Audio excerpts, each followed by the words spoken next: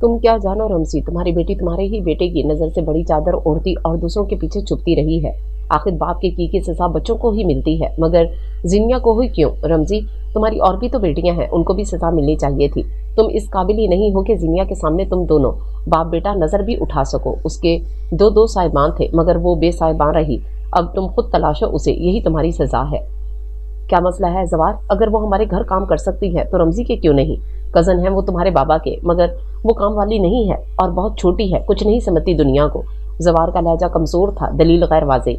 शबीना मोमानी चौंक गई। काम वाली नहीं है तो वो तुम्हें साहब और फातिमा लाइबा तुम्हारी चची और मुझे मैडम क्यों कहती है? वो कौन है हमारी?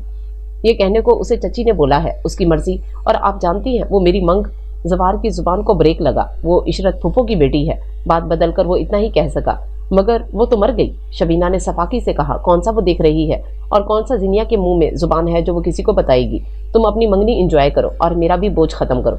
अच्छा है, जो पैसे उसे रमजी देगा उसे अपना खर्च उठा लेगी। मैं उसका खर्च उठा सकता हूँ। जवार को अपनी ही आवाज आई। वो इतना काम नहीं कर सकती। उसे ये दलील भी अजीब लगी, मगर उसने कह दी।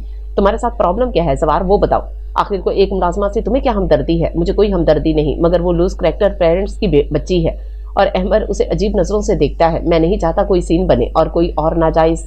हमें इससे क्या मतलब? हमारी वो नौकरानी है, जिनका बेटा है वो खुद संभाल लेंगे।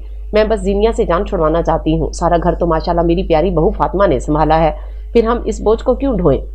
मम्मा, आपको क्या हो गया है? ये आप आज चची क्यों बनी है?